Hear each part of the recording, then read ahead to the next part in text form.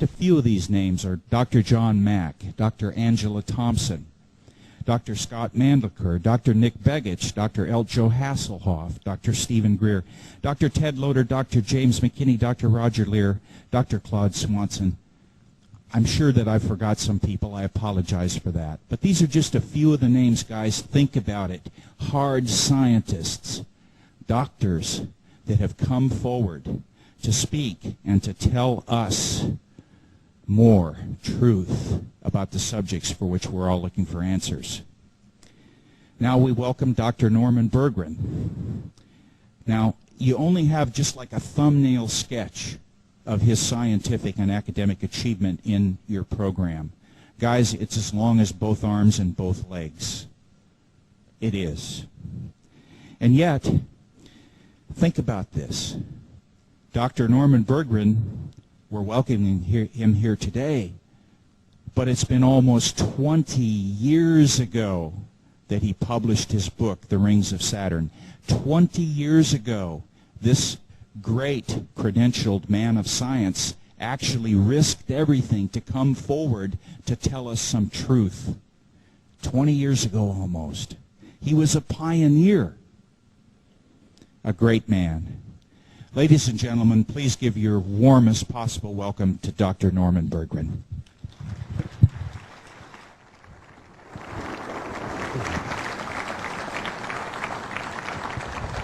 Thanks. Thanks, Bob, for that wonderful introduction. And I have a little memento here that depicts how far we've come in 100 years. And you'll see how far some other people have already come in my presentation. So this is sort of a memento of aerospace. Uh-oh. Norman, thank you. Thank you so much. I will treasure this memento. Thank you. You're welcome.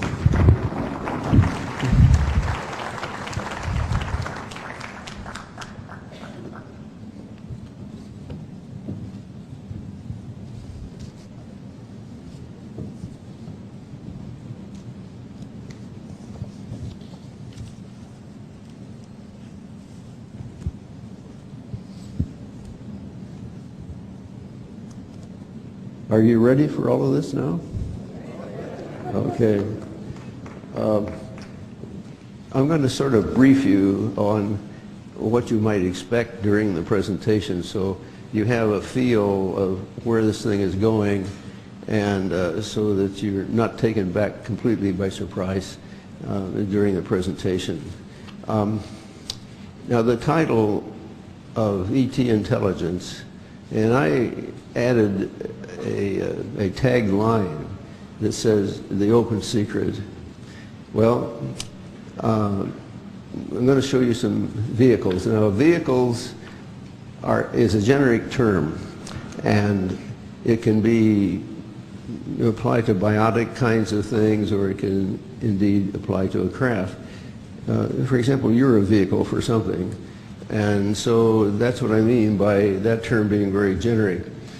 Now I'm going to show you first a couple of vehicles that owe to my own personal sighting, and then some other instances will be cited using NASA images. And then I'm going to point out technological characteristics that of these vehicles that will be developed. They're advanced. Now this advanced technology is what gives the inference of intelligence in the high IQ range. Now, there are some events that occurred on the moon and around the moon, and these will be shown for Apollos 12, 13, and 14. And the open secret pertains to NASA images and data being open to the public. For example, Voyager and Hubble and other missions, they're available to the public on the web, but not enough images to disclose much of anything. You can't work with those images, and thereby we've got a secret that is open. It's a secret staring you in the face, but there's no closure to it. Well, like some others that appeared before me, we're trying to get closure on that. Now, I'm supposed to have a slide thing here. Now that's my first slide that sets up a calibrate.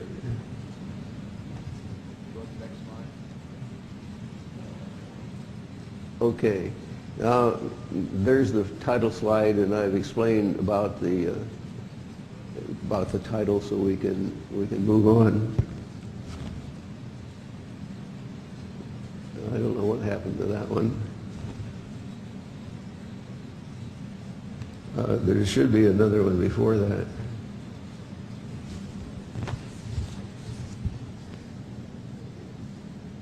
Okay, well, I'll tell you a story about this airplane. It's an Orion P-3 airplane, and its gross weight is 127,500 pounds.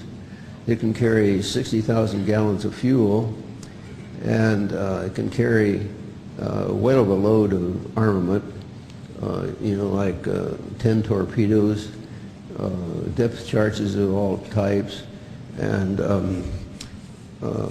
being a submarine hunter airplane, why they've got all kinds of other equipment on board.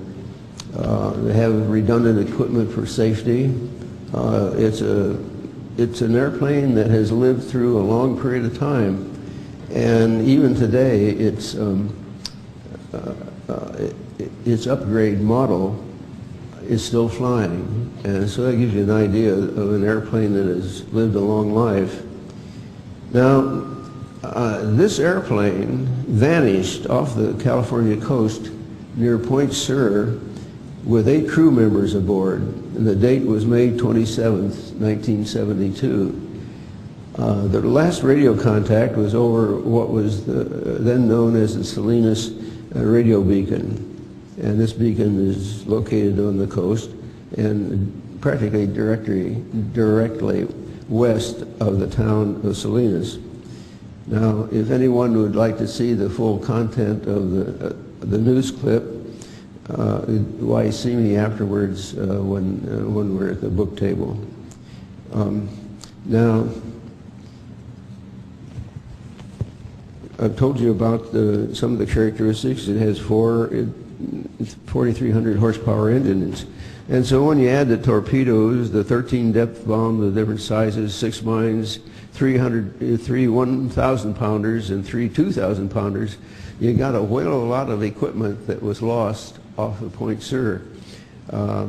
The commanding officer of the day for the squadron was actually, according to the press article, just befuddled because he could not imagine how an airplane like that could vanish, literally vanish. There was no oil trace in the search. They really scoured things, and they came up with nothing.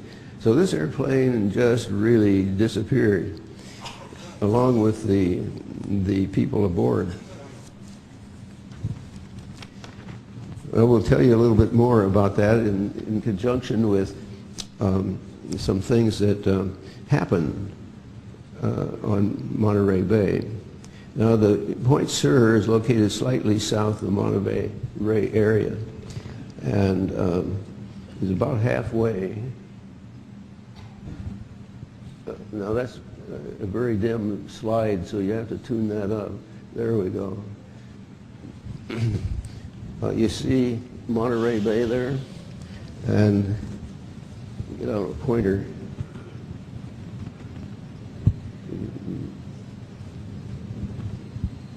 Okay, Pajara Dunes is about halfway down here, and Santa Cruz is up in here, and Monterey, of course, is down there in this corner right there.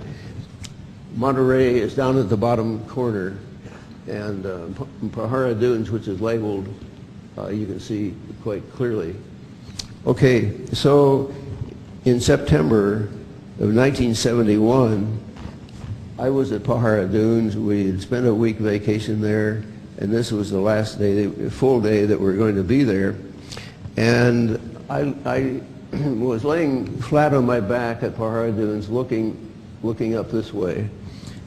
And when I did that, why, I saw a bright, very bright light, intense light. And I thought at first it was a huge Navy helicopter crossing the bay. I'd seen those before, and I thought surely that was it. And the sun had been over my back, and so it was shining towards what would have been the windscreen of the airplane. But after a while, it became evident that no windscreen could produce the reflections that I was beginning to see. And so at this juncture, I ran and got a binocular and took a sighting on it. And what I found was, we have here a model.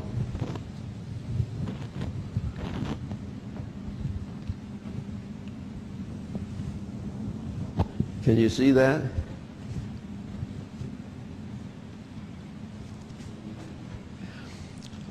The thing that I saw was a silvery vehicle that was long. Its diameter was maybe about 1/13 of its length. It had azure blue flames at each end, and it kept going through capabilities that it had. What happened next was that two flames, rod-like flames, shot out, indicated by these two elements. And then between those two elements was a black rod kind of thing. And when it reached the end of where the flame-like pair were, a huge, intense light was formed, like an arc light. Now, you probably are wondering what these are. First, let me tell you that underneath the nose there was flame-like characteristics too. I call that part a mustache for the vehicle. Now, the streamers, there were pairs of streamers, one from each side would come up and coalesce together. And there were a number of these, and I've shown 3 here with the model. The streamers were pinched plasma. That is, there's a ball of plasma that would come out. Plasma, there is 4 states of matter: solid, liquid, and gas, and plasma. And that means that it's gas at high temperature. So it would belch out a globule of plasma, and it would pinch down, and then another globule would move up. And so these globules would just move along here with a successive one being coming out from the vehicle. Okay, so that was the case. The interesting thing about these streamers were that they were a sickening chartreuse, that is a yellow-green. And that means that there was chlorine in that streamer. And this would be enough to upset our ozone layer, is to get some of that chlorine there. That's an easy way to do it. Okay, so I realized as the aft end was being covered over with a cloud-like character that I best go and try to take a picture before I lost all the picture over its whole length. And that I did, and I was successful in getting one picture that, while it's all clouded up from here to about in here, still you can tell that there is a body in there, and you're going to see that. It took me a long while to figure that out, but because it was so hard to get out of the film that I had.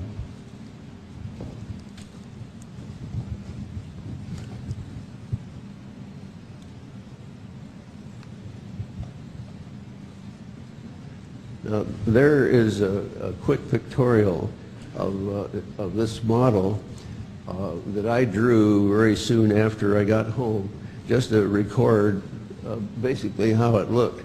It may not be exact proportion, but it does show the characteristics that were there. And Those streamers look a little bit more chartreusey.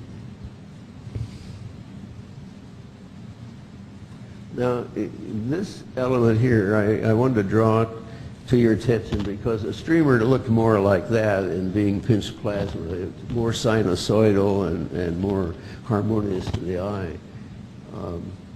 Now that drawing there for the body, it rests in there. If this is the nose, then as you see it, the aft end is farther behind the picture than the front end. So you can't quite see the nose completely as an ellipse, but those kinds of details are what tell you how a body is viewed with respect to your eyesight. Okay. Now here is my picture from our condo deck.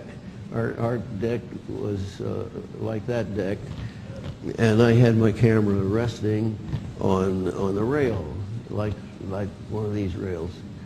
And I was shooting towards Santa Cruz, as you can see, and you can see that everything is all clouded up here.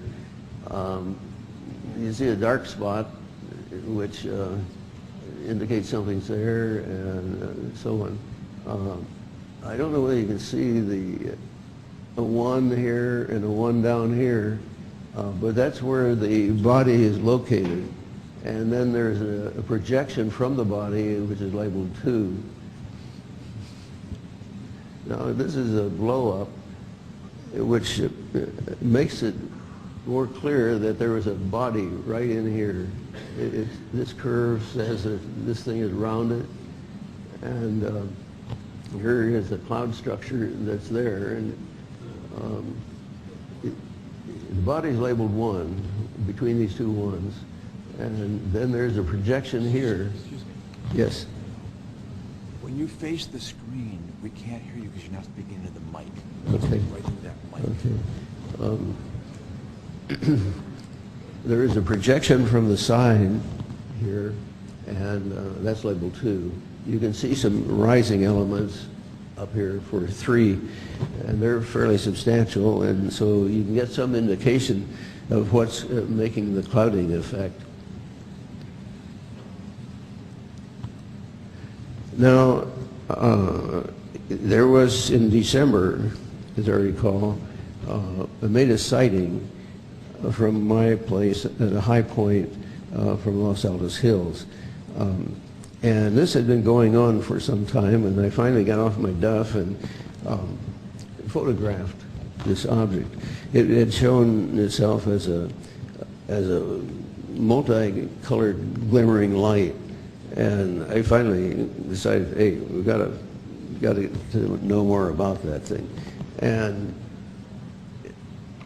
at the top here is a streamer, and right in here is the end, and here is some cloud-like structure, and here is the other end in here. And you can see it has some color to it, and it's not just white, but all of that twinkles.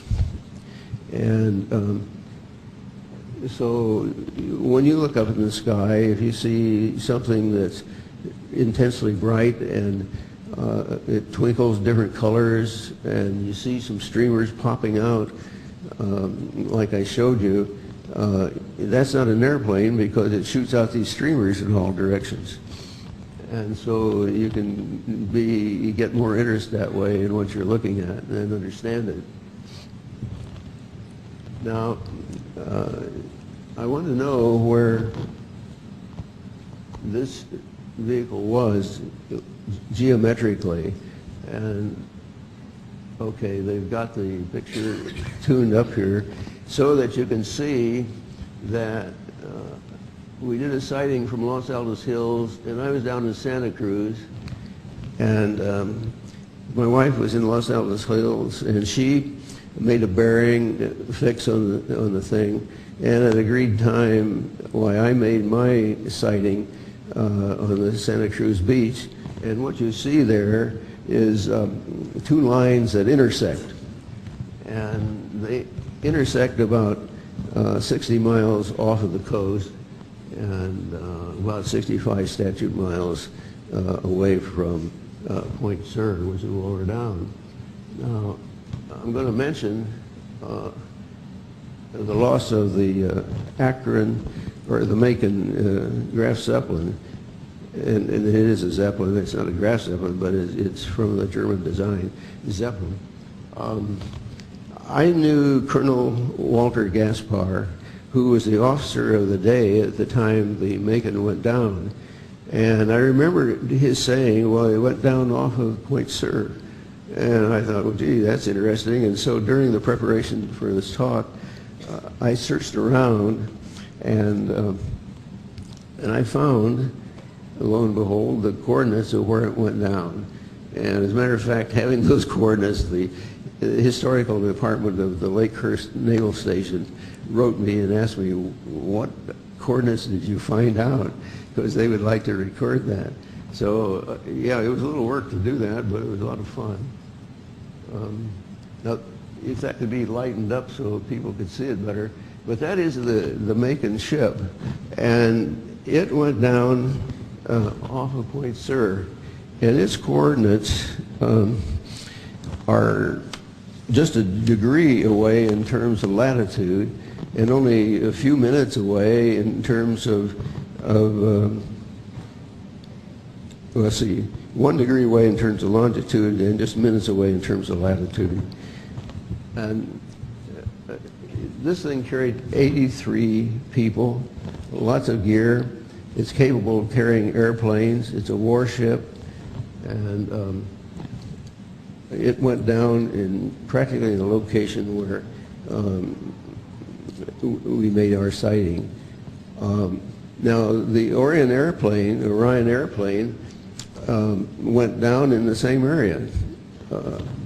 So here we have a couple of warships that have gone down off of Point Sur. And I think the characteristic, the fact that there were capabilities, this thing could carry 4 airplanes, it begins to tell us something about what we can expect in terms of attitude from our extraterrestrial friends that obviously are out there. So, well, that's my own opinion. Maybe you won't disagree with me. I'm part of all of you trying to put pieces of a puzzle together, and I don't mean to try to belittle that in any way. It's another piece of the puzzle.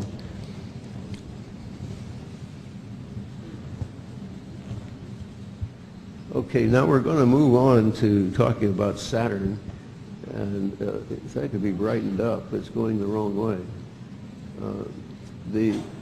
The thing about this chart is that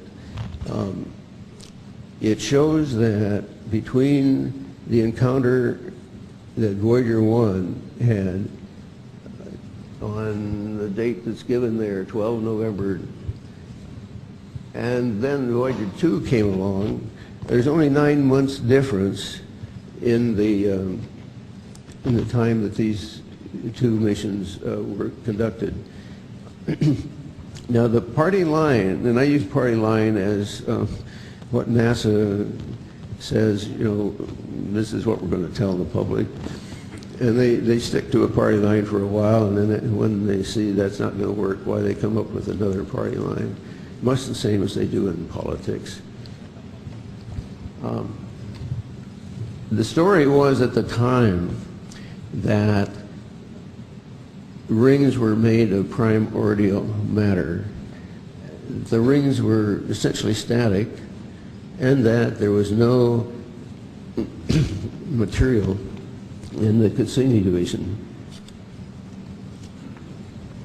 Well, when I took notes of Voyager 1 encounter live on TV, and I had about a stack 1/4 inch thick of notes, and then Voyager 2 came along, lo and behold, there was stuff in the Cassini division, and that was sort of a no-go. That was not expected.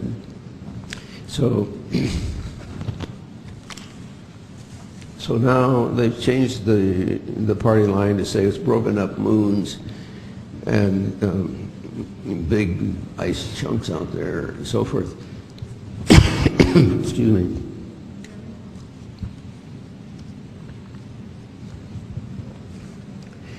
Now, going on,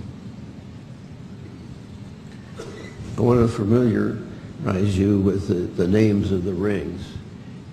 Way out of the tip there is an A ring, an F ring, and you move in, and that's a real tiny, insignificant ring. Then you move into the A ring, and then the A ring has a division in it called the Encke division. So, and that Encke division moves like from 25% away from the outer edge to about 25% away from the inner edge. So that Encke division can move around.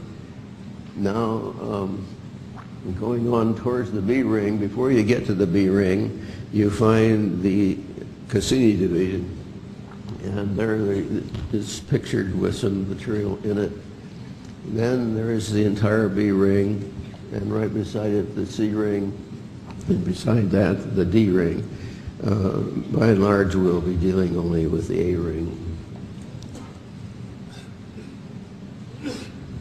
There's the front cover of my book. The orange spot that you see there will come for discussion a little later on. But this is a spot of energy that's adjacent to the left side of the A ring. Okay, now that slide is intentionally dark because that's the way it was made in the first place. It's a little too dark here, though. Yeah, there we go. Now, in looking at this dark slide, what I noticed was that I could follow the ring around on the top side, but down at the bottom, I was unable to do it. You see, the rings are labeled here. Now, there's a luminous source here, and that's the luminous source I pointed out that's on the front cover of the book. It's on the left side. Excuse me. Now, I've labeled 1 and 2 here, and we'll discuss these things in order. And you'll find that down here it was impossible to find the ring because it was not there. This is a depiction of the situation, and this is sort of a picture of size. The various rings are labeled on the left, and you see that 10 Earth diameters approximately, or the diameter of Saturn, and that the width of the total width of the ring system on one side is like 6 Earth diameters long. So that makes a total width of the system 22 Earth diameters, and that's a well of a large distance.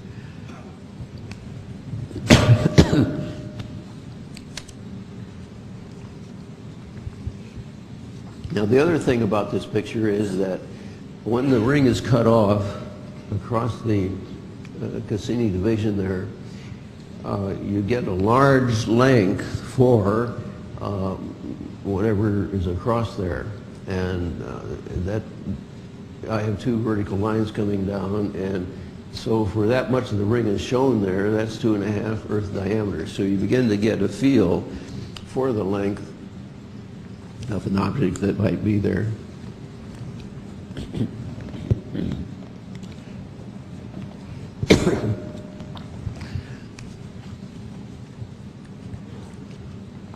Now, there we go.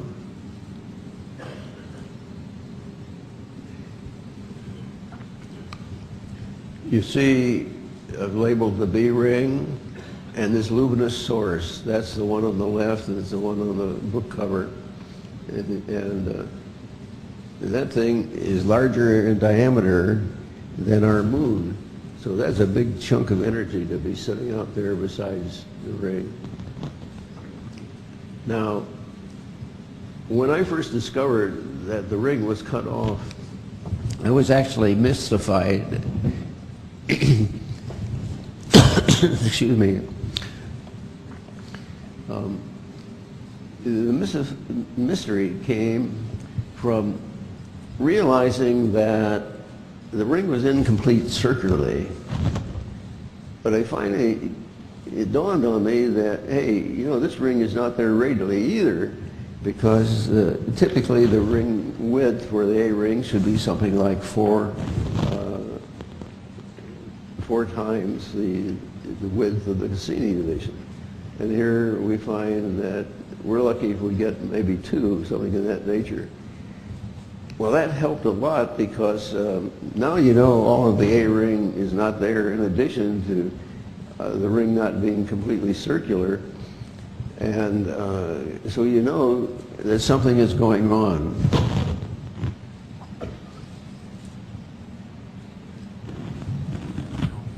Okay, great. Yeah. No.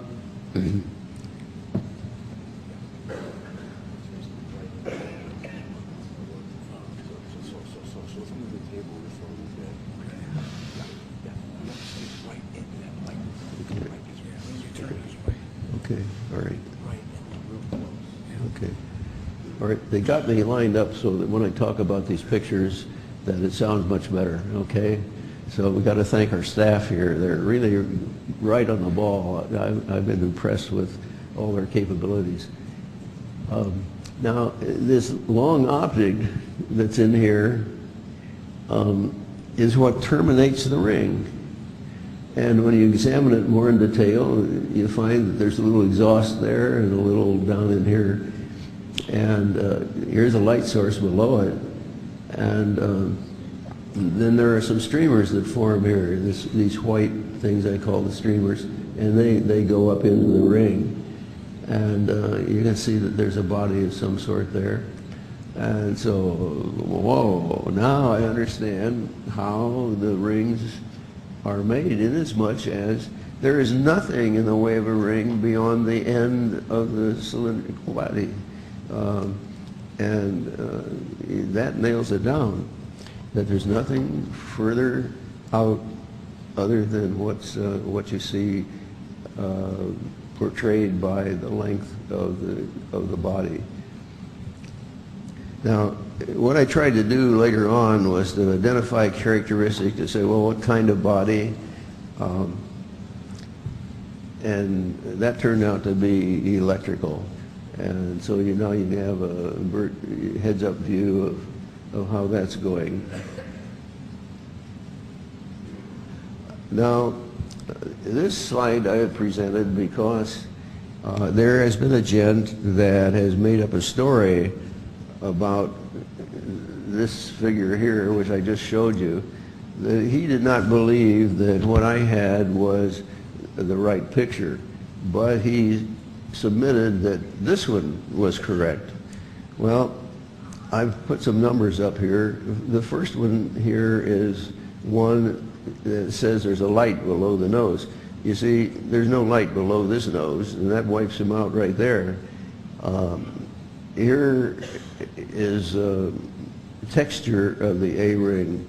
The texture of that looks different than this. And so he's off base on that. They don't look right in the rings. And for this one, there's a little streamer up in here. It's very hard to see in this image. But this one has a big, broad image coming here. You can see some of these pinch plasma things going up there. So in addition, this one has some blue appearance down here. The other one does not. So the fellow was really off base. And the reason he got off base was that he did not understand that there's several levels of data processing. He had the 0 level of data processing. He had raw information. That raw information is corrected to level 1, and then there's level 2 that has only pictures that are designed for land, where you take a look at a picture and adjust it so it lines up with longitudinal lines and that kind of thing. So he mistook himself with regard to the characteristic of the images. Now, he asserted that there were 4 images that were stacked on top of one another to create the colored image that you see there for my picture. Well, it turns out that when you get the process data, why there are extensions on the rings that if you line them up for color purposes, these things would stick out and you would know it. And that's the other thing that I pointed out. And so his case fails miserably. And so I present this here because he's been all over the net with it, but he's just a book salesman, and he really doesn't have the talent to know what he's doing.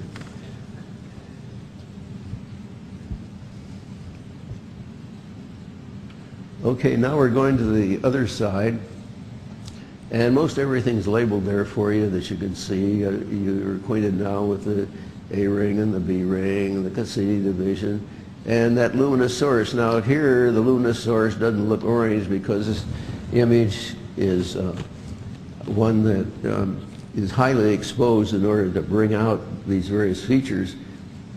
But you can see a little bit of exhaust there for the longitudinal object, and you can see body emissions that go up into the ring. And the thing I wanted to talk to you about was that there is a toroid on a curved arm that goes up from down in here.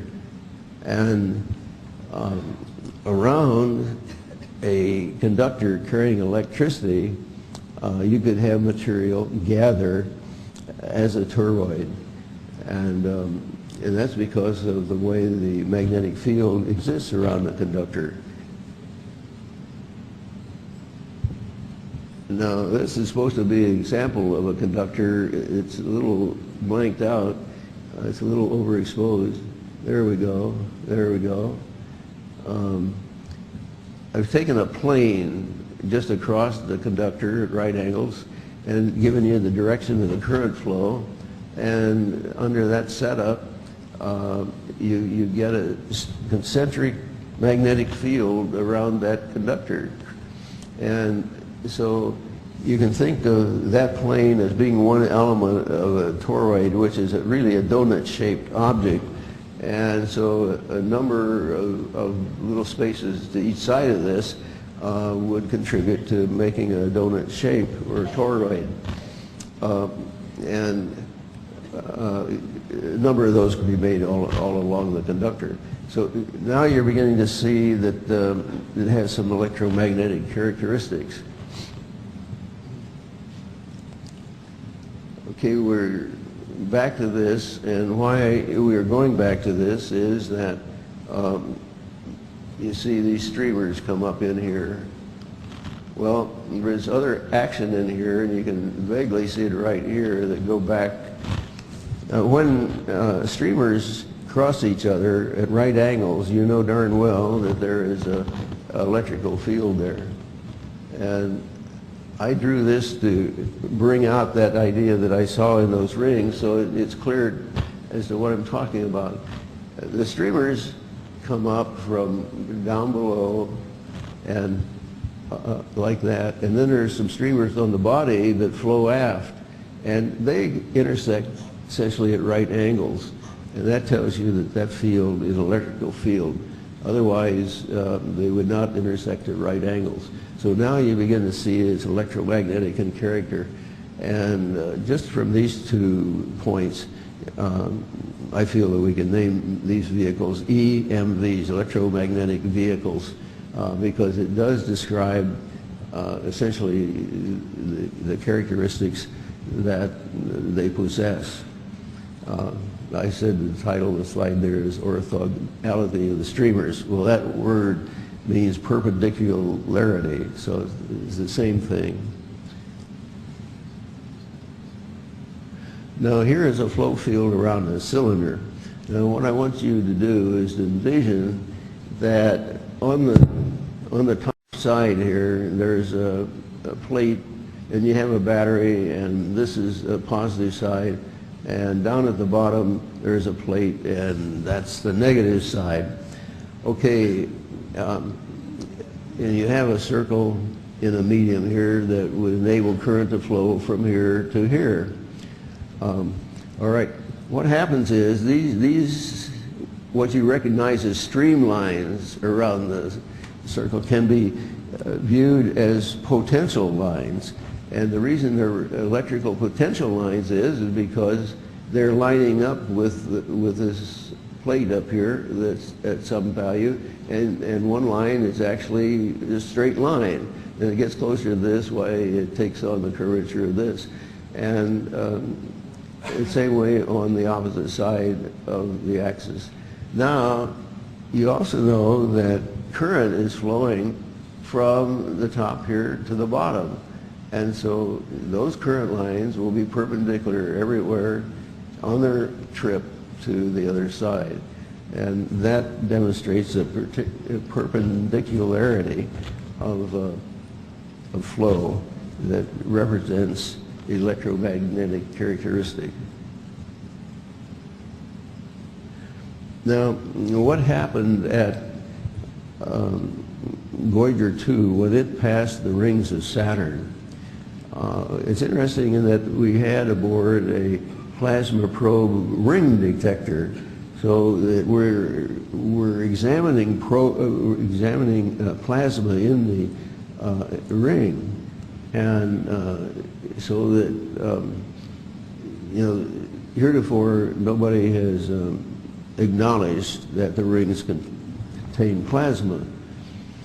Well, here's a little graph that I'll show what the ring thickness is for this particular thing. Now, mind you, ring thickness is thought of as being only about 10 miles thick. That is what is being toted right now. It's 10 miles or less. And yes, the rings can get that thin, but they could also be quite thick depending upon how close to one of these EMVs that the measurement is taken by, because they are thick, and so the stuff that came out will be thick in that locality. All right, now going on here, this curve is the path of Voyager 2 past the ring. Now, in a very short interval here, the instrument is working away and is creating a time history of what it sees in the way of plasma. Now, the instrument works with different frequencies, so it can sense plasma in different frequencies. And the way it's recorded is in decibels. So when you get some blips here, why, that's the measurement. So nothing will happen for a while, and then all of a sudden you get a blip across here, and that trace will continue. The same way all along here, you see it's time between here and here, and there are these little spreads all along here. Now you can calculate the thickness of the ring by distance equals velocity times time. And you do know the velocity of the spacecraft, and you know the time because it's recorded. And so what you do is to take the little difference in time represented by a spread of one of these little normal distribution kinds of curves in there, and that will give you the ring thickness. Now you notice that on the left side, the length of those rises is greater than on the top side. Here it looks like very little. So this means that you're going to get a spread in the numbers that you assert are the thickness of the ring, and indeed you do. I got 435 to over 600 miles for that. Okay, that is a large distance, and this is the only sample that I know of that says that you can have really thick rings, and the reason is that there's an object in there, and this time they measured one fairly close to the object and got a fairly large number for thickness. Now, if it had been measured at another point, say well aft of a body that was in there, they wouldn't have seen a thick ring at all. It would have been like a contrail from an airplane. It would have faded off, and they would have got a much less value for the ring thickness. So when you talk to people about ring thickness, you can say, well, it can vary all over the place.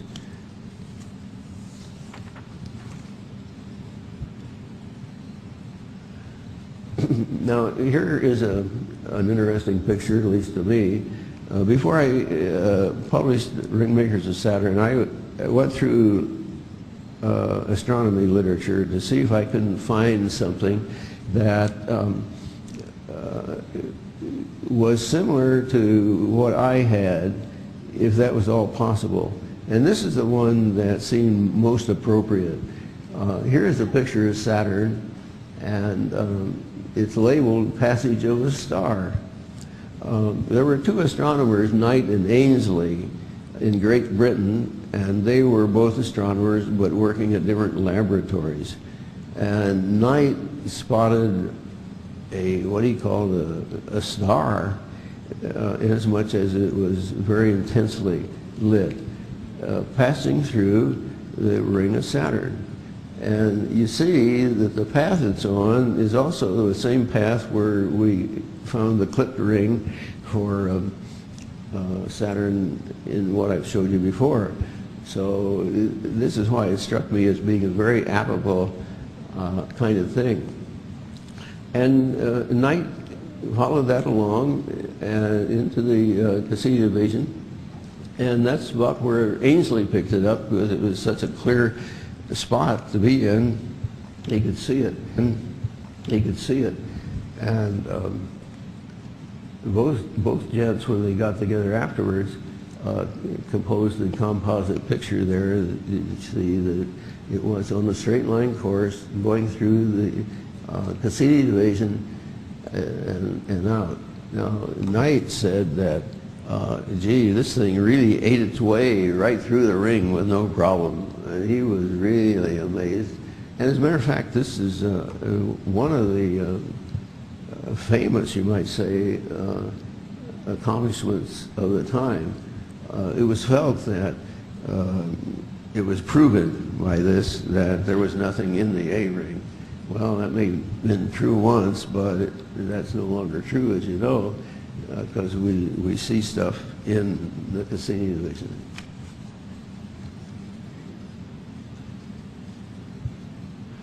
Now we're going to take you out to Miranda, which is it's a satellite of Uranus.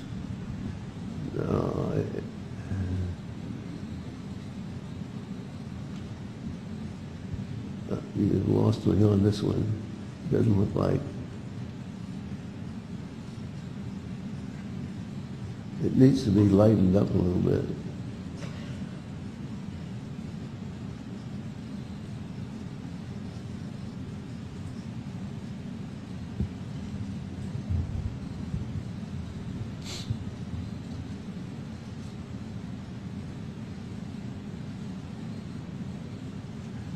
Okay, this looks completely different from anything I have seen in this picture. But anyway, we'll go through it. My original thought was that this object right here was a part of a continuous object that goes through here. Actually, what it looks like, the object is here and goes way down through here. So I have to change my mind about the way this picture looks. But nevertheless, this looks like a short EMV right through here. and there's a streamer that rises right up there, and then there's, this would be the end. You can see it's sort of circular in character, and it has a protrusion down below it, and that is characteristic of the kind of thing that I saw at Pahara Dunes. And then there is projection material out here, and that too is characteristic of one of these EMVs. Now it looks like that in fact there are, in the way they got it blown up here, that there is another object right in here, and that it has a lateral protrusion way out here, and there is emission from it. The thing that I think is so significant about this picture is that these elements right down here at the bottom, they're thin little things labeled 8 and 9.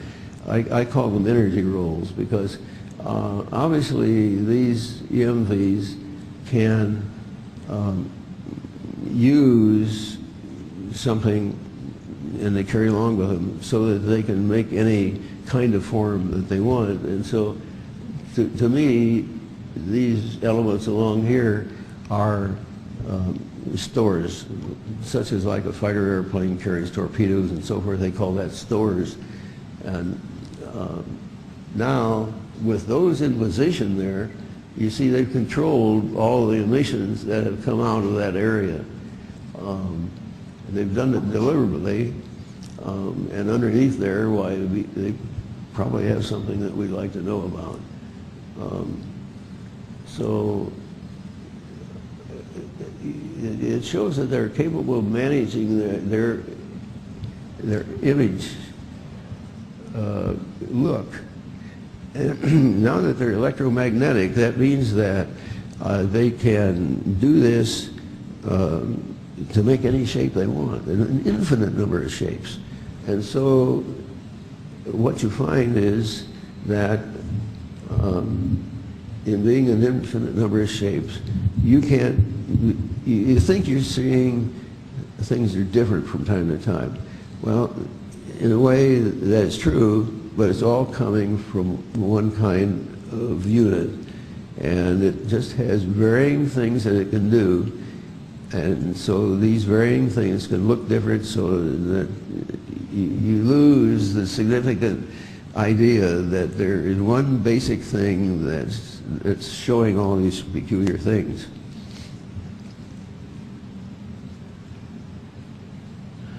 Now, how are ring makers as UFOs?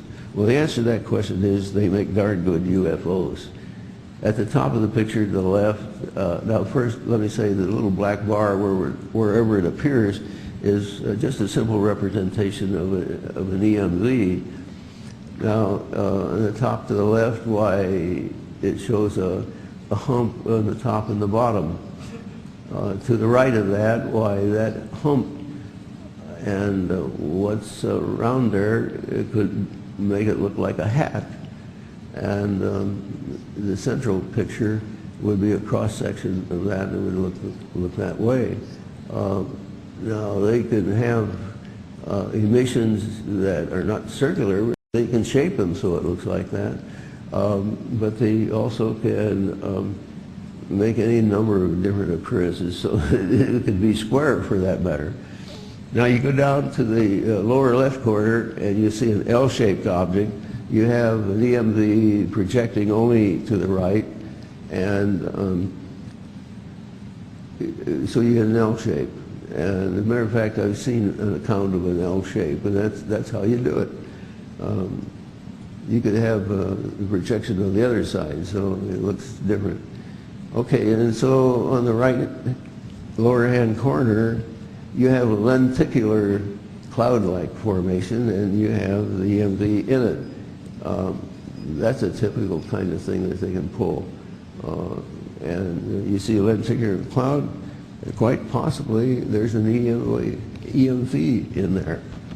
So you can see that they have qualities that make them candidates for making UFOs.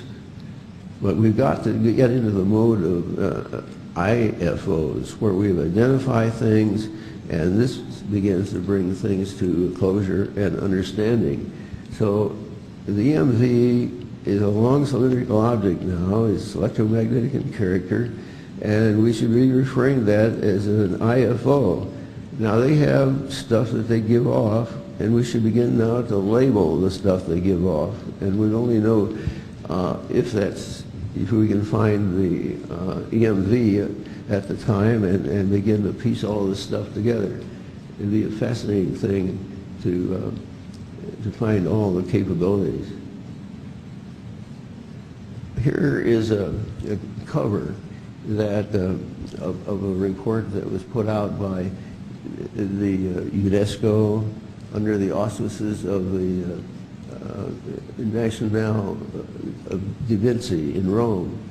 The reason why I show that is that I was at Rome where they put on a congress and they wanted to have something on the nature of impact of science on culture, and that's the charter of UNESCO.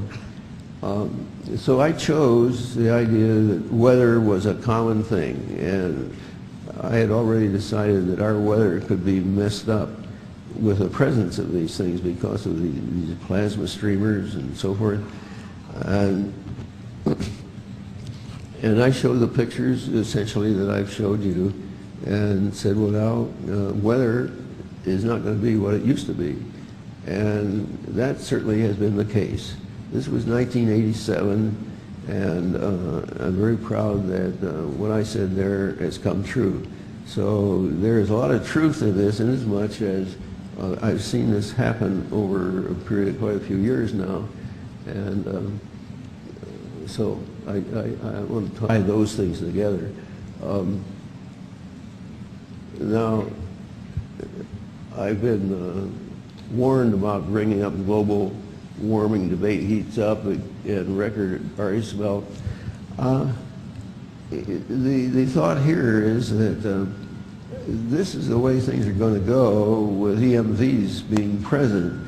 I'm not trying to step on anybody's toes here with regard to environment or anything like that, but all I'm trying to say in putting the pieces of this puzzle together, we have a new variable that's not being considered.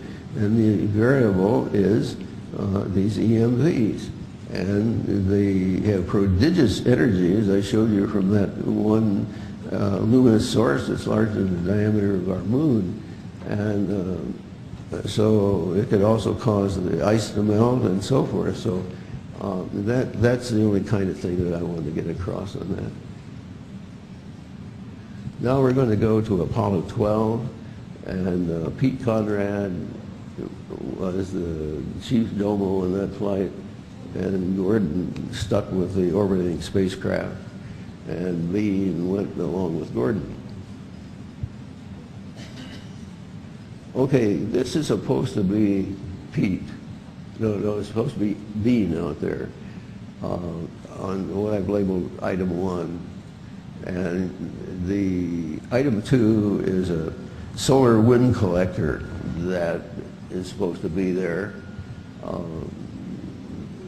The solar wind collector has a little flag-like kind of thing that you don't see in this view, but so that the cosmic particles can hit it. Okay, so this is advertised on the net by Eric Jones, who is the author of the article. Well, there's Bean out there, and he looks like he's taking a picture of us. That little white spot looks like a camera to him, and it does look like an astronaut. It looks like there's legs here, and but let's go take a closer look at that. Well, he's moved here in this the same kind of thing. It looks like he's turned around, and maybe he's going to shoot a picture over to the left. Now we'll take a picture of there. That's the first one. You see, it's not an astronaut at all. It's some sort of a body. Item 1 points to a body kind of thing. And the only thing that made you think that it was an astronaut was all this shading with light here. And there's the little camera blurb that now they thought, well, he's taking a camera. But when you look up close at the leg, this is not an astronaut dress suit at all. It's some sort of object. Okay, here is the second view. And I don't know whether the light could contrast this arm out here or not, but there is an arm out here, and it looks like a head sort of thing. And it's only this lighting effect that makes you believe from a distance that there is an astronaut out there. But that is not an astronaut. That is not Bean. No way. The fact that there is an arm out this way makes the thing look biotically like a robot.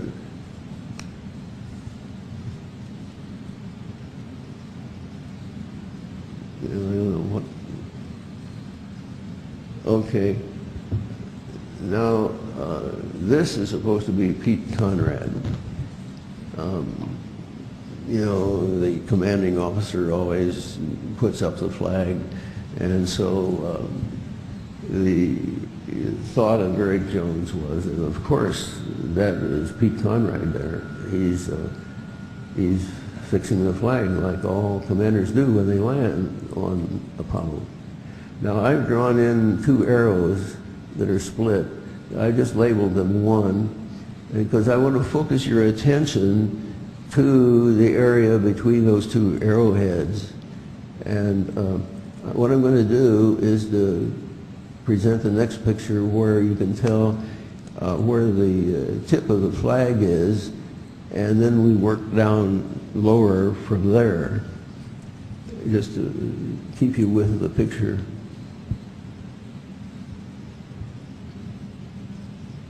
No, that is not that's not the right picture.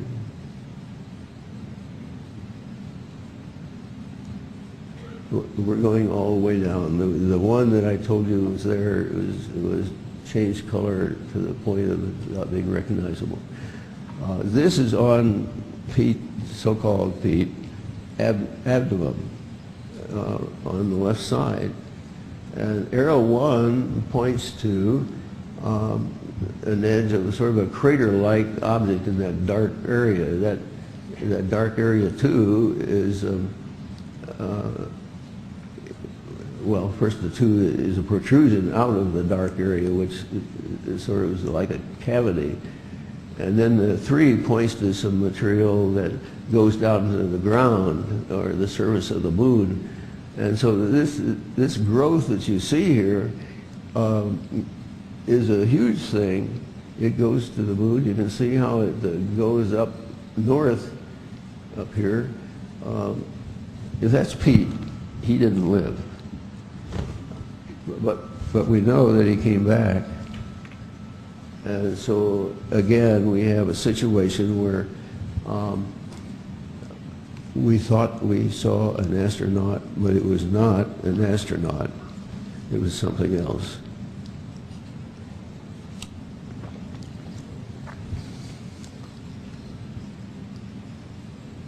Okay, and then we go to the lunar modules on the moon, and I'm going to show you three of these. Now the get times, I don't know whether you can read them. I can't read them from here.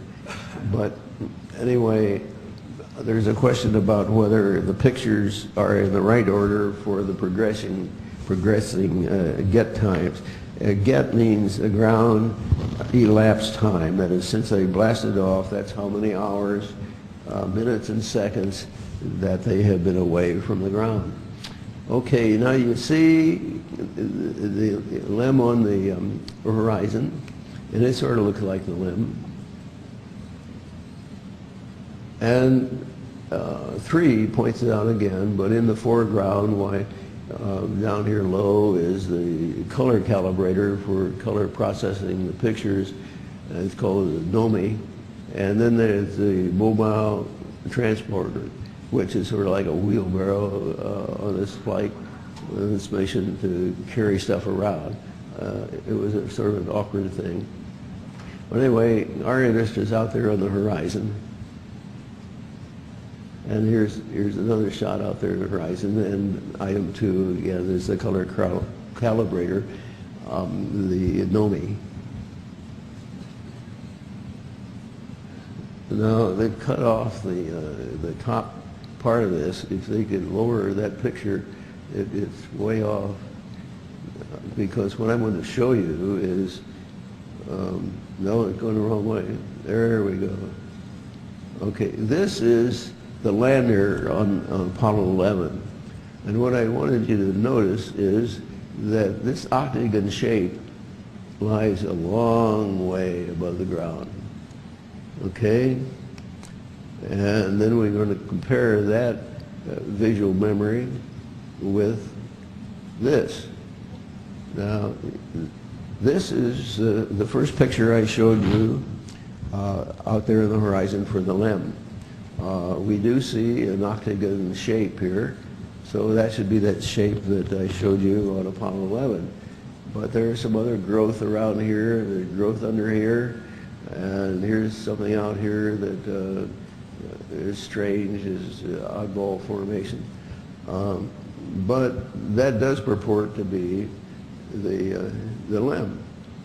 Okay, matters get worse here. Now this one, I think, should be the last one to correspond to the last get time. But this one is fully developed. And you see now, this octagon shape touches the ground. It's not high up like the octagon shape for Apollo 11. And maybe you'd have some sort of a crossbar that's black that is connecting this with that. And you can see it has a strange development of stuff that's sticking out here. It has more of a structure of a little tree, you might say. Now this is the in-between one, which I think should be between the first one and the one I just showed you, because then that represents a progression of growth through there. And to have it go from something to fully developed and back to something halfway in between doesn't strike me as being correct. But nevertheless, that's the way they've got it. And you see this now is only about a foot, I would guess, above the lunar surface. But you can see more of the character of this thing. It's a funny looking structure.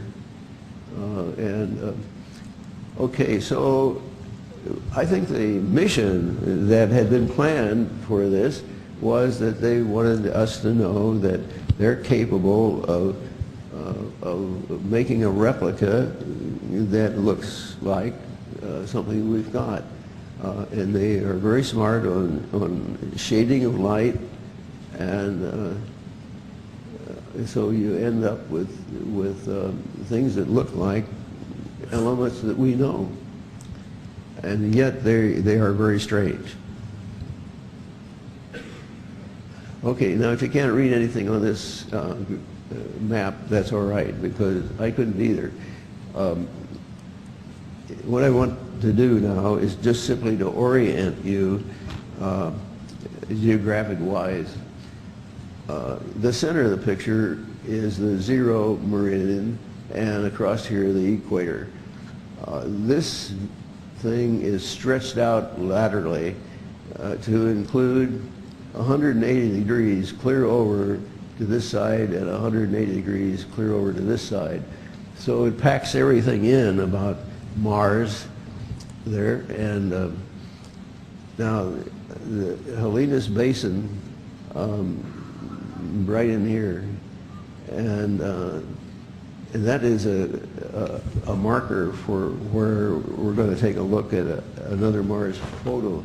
And if you realize that the opportunity is around the rover, is around the 0 position on Mars, and the other one is like 180 degrees opposite. It would put it on the very edge of this picture. And so I wanted to get that concept of where you are, so that if the rover or Spirit were on Mars when the next picture was taken, they would have got inundated, particularly Spirit.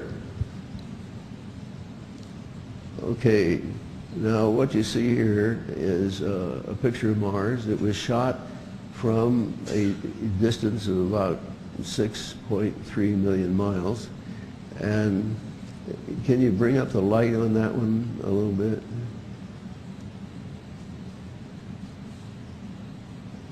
Yeah. Okay, so this is the North Pole, and the South Pole was down here somewhere. But you see, there's strange growth through here, and you begin to wonder just what that is. And so going on,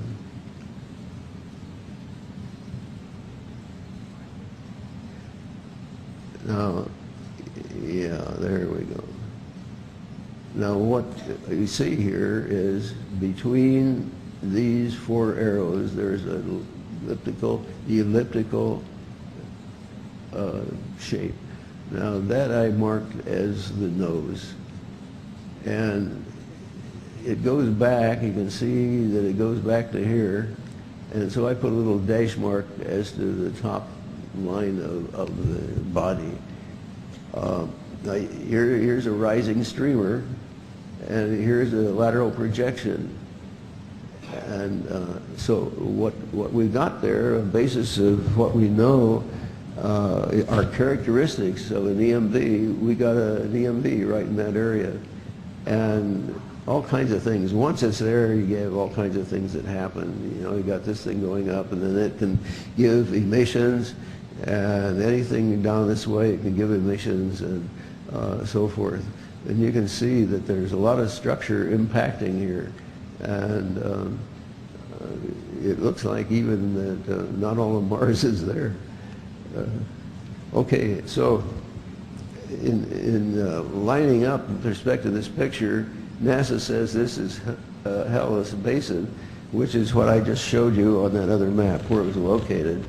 And so now you're looking over to the right from Hellas Basin, and 180 degrees away would put you up in here, and that would be about where Spirit would be. And were Spirit there under these circumstances, it certainly would not have lasted very long. And so it's not too surprising to find that our rovers are in trouble. Now here's a photograph of the moon taken during the Apollo 13 mission. How do you like that? What is going on here is that there's an object up in here, and it's putting out some, well, this is sort of like a laser light streamer.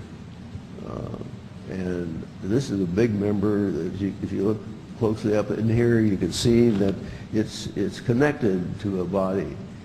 And it goes down into here and puts out something you can see right in here that's pretty husky. And now what I found out in working this up, that when you have something like this adjacent to the moon, it is definitely affected. And there's a crossbar down here that's light. This thing comes, the projection from up top side comes down into here, and then there's an offshoot from there. And so this part of the moon is affected, so that you have a right angle area on the moon that is definitely affected by the presence of one of these EMVs. So you see, the moon is not a very hospitable place. It's actually hostile, and to be there, you're going to be exposed to some things I think that you don't want to be exposed to. Now I put this in is to sort of make you realize, if you will, where we are. Over to the left is a Wright Flyer, and over to the right is a jet airplane, a symbolic airplane. These are kites, and I flew the kites, and I challenged myself to get them both up there side by side, and that's what happened here. And so we all know what the Wright Flyer looked like and its capabilities, and we know what a jet fighter can do, but we got something that is way, way beyond the jet fighter capability.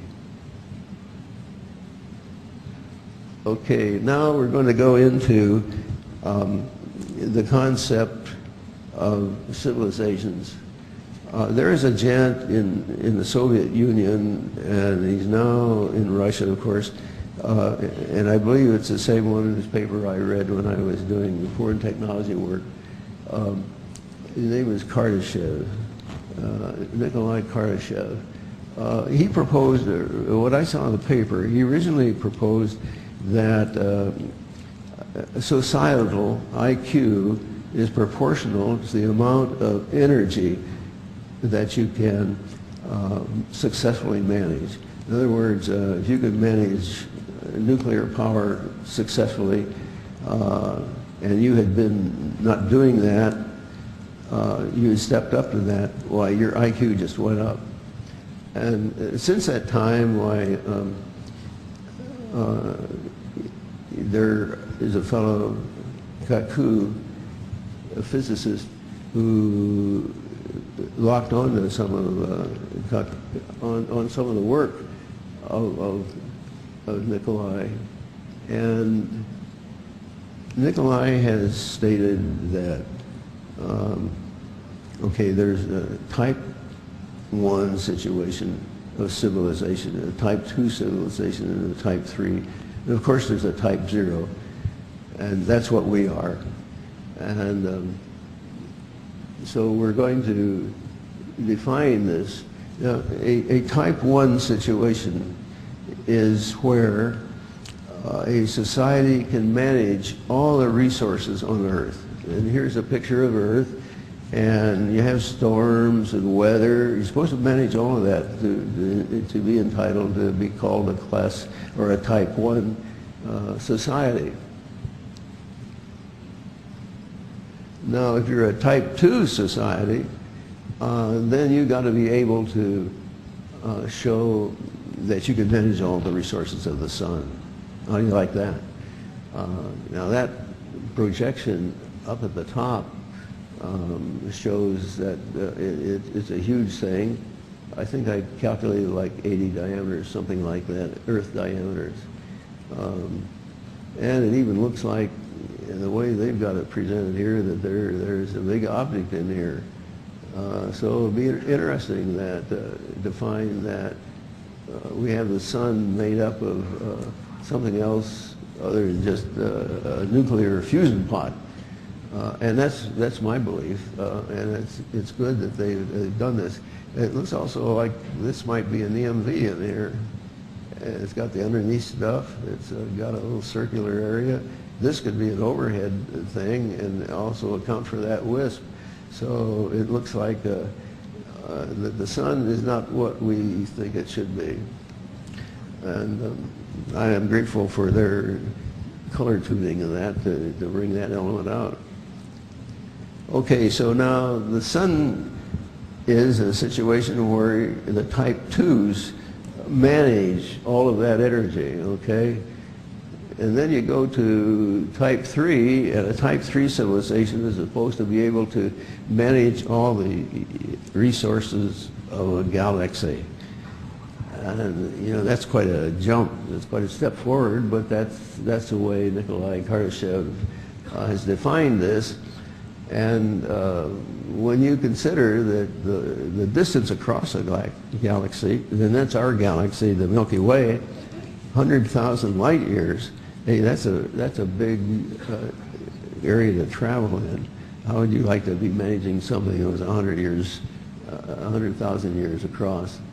Its thickness is like 10,000 light years, and the thick part is like 30,000 light years. Okay, going on. Okay, here is my graph of what I call the physicist's playground. Now, down at the bottom here, what we've got, well, first let me explain the overall thing. I put into perspective type 1 situation, type 2, type 3, and give an indication of where Earth fits into this pattern. Okay, now you've got sort of the overall view. Now let's look at what the various things represent. Along the bottom of this is records all the visible energy that the universe provided, and that large number is here. And that energy was provided at the beginning of time. So this line is really the beginning of time. Okay? Now on the vertical axis, what you have is these types of civilizations. You see 0, 1, 2, 3, 4, etc. And if you can think also that those numbers are figures of merit or identifying numbers for the level of their IQ, it's all the same thing. It's that the civilization type is discrete. And it's discrete because they tie the energy that you're to control to those 3 different types of objects that I told you about. And so those energies, like for Saturn, it's right down here, and for the Sun, it's right there. So Saturn and the Sun are very close, and so Saturn really is justified in being a type 2, called a type 2. Okay, so Earth down here, is it a type 1? Well, no, not quite.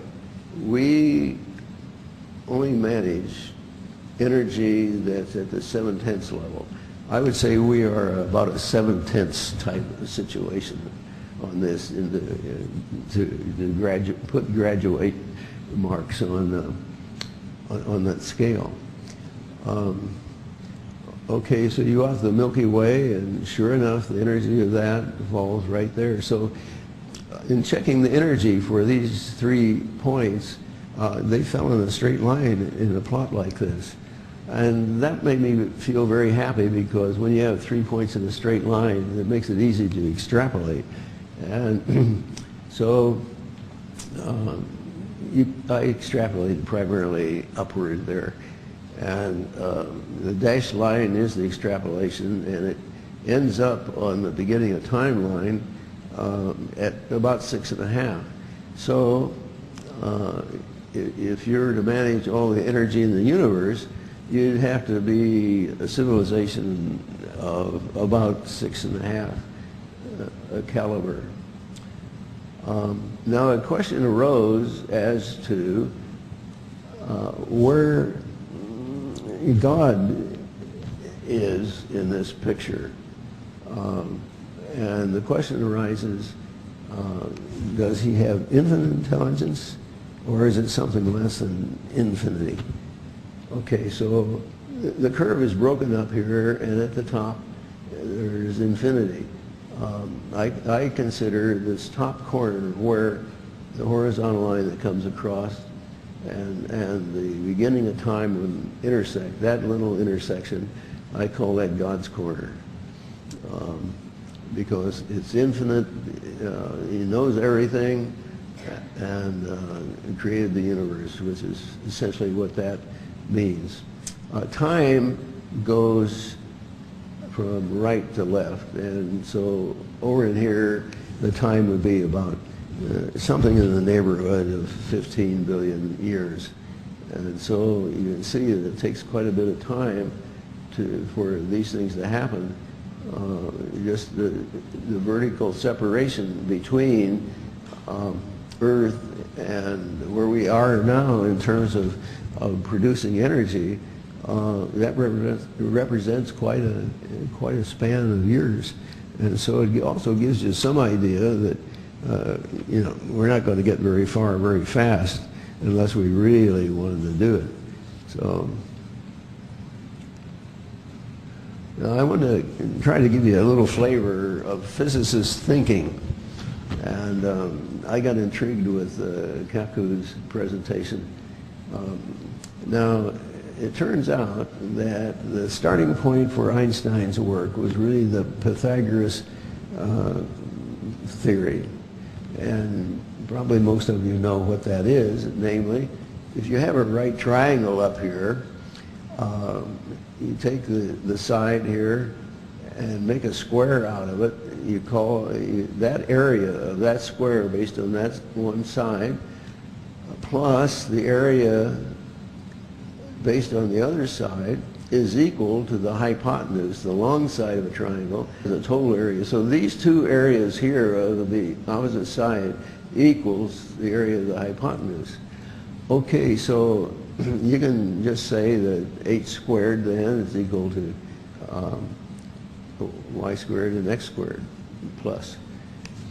Okay, now the big point of that is only that it's two dimensions there. X and y are just two dimensions. And it's a planar kind of approach. Okay, so now how do you bring this up into 10 dimensions? And it will show you how it's being done. Okay, here is a three-dimensional case. And so you do the same thing. You get x, y, and z for the difference. And you add those all together, and you get the length of that long line extending from one corner to the furthest opposite corner. And so that's the relationship that is there. Now, if you want to go to 4 dimensions like Einstein did, well, you simply throw in another term. And in this case, it was t squared. And so now he has 4 dimensions. He doesn't know whether physically or not it means anything, but he's got 4 dimensions. And so since he doesn't know what to call the resultant, he just calls it space-time, because you don't know what that resultant is all about. Now, if you want to go to 10 dimensions, I tried to make up a quick way to do that, but what it means is you have 10 terms, and each of them are squared terms, and you can substitute all other kinds of equations in each of the 10 terms, but you set it up so it's 10-dimensional, and that's what the physicists believe that they're doing now. I'd like to hark back to say that for the Type 2 civilization, Bob Dean tweaked me on that kind of situation, and I agree on his statement that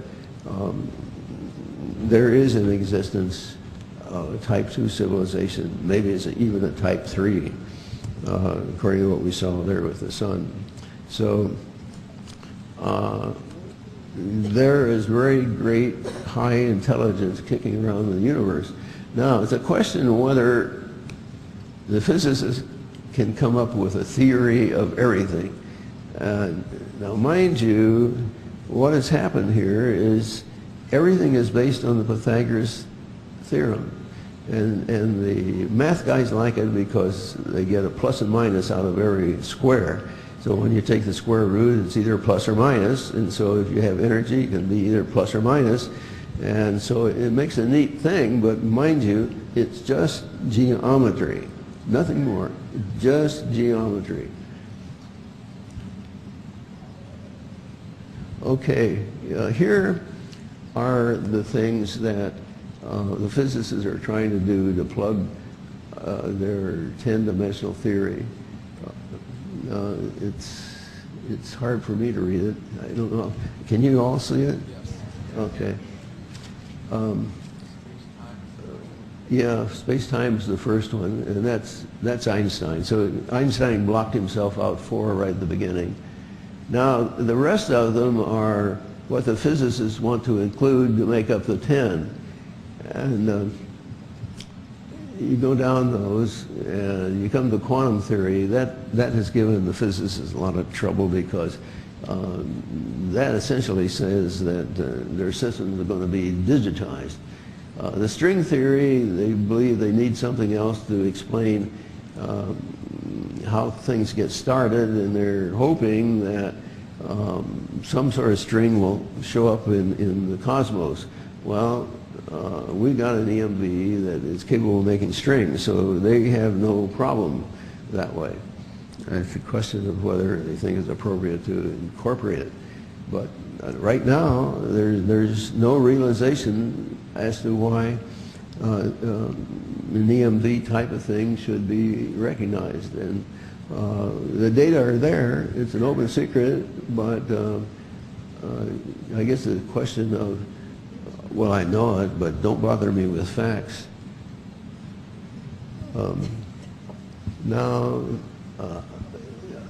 this thing is a little too high, but these are acknowledgments, and it's hard for me to read it. You have 2 minutes. Okay. All right, you can go through those and you see it. And all right, there are 3 women that are omitted from this, and I want to give them credit.